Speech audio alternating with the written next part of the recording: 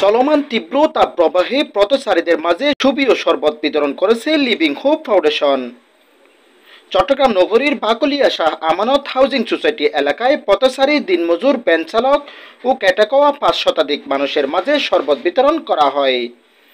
আর্থিক সহযোগিতা করেন আল হেরাম হসপিটাল।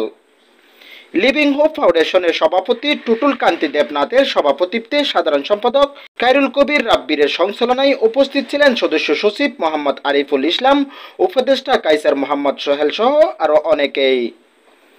News desk, Chittagong. ধন্যবাদ ও কৃতজ্ঞতা প্রকাশ করছি। আমাদের মাঝে এখন সংক্ষিপ্ত বক্তব্য দেওয়ার জন্য অনুরোধ করছি সদস্য সচিব জনাব আরিফ ভাইকে। আজকের কর্মসূচি আপনাদের সবাইকে আন্তরিক শুভেচ্ছা ও ধন্যবাদ রইল।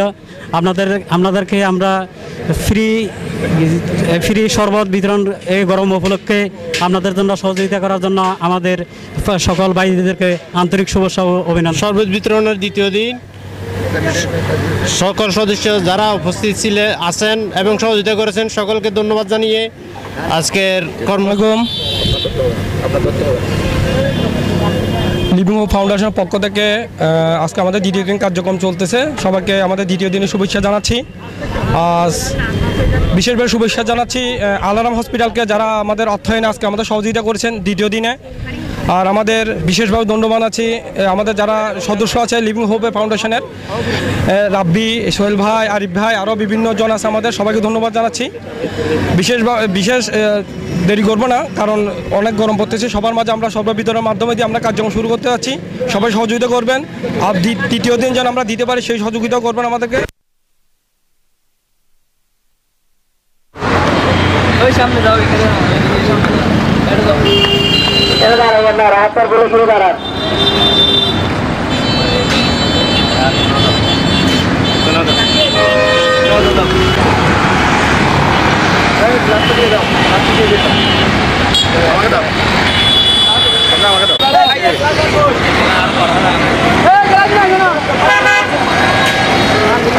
যাত্রীকেও দেয়। হ্যাঁ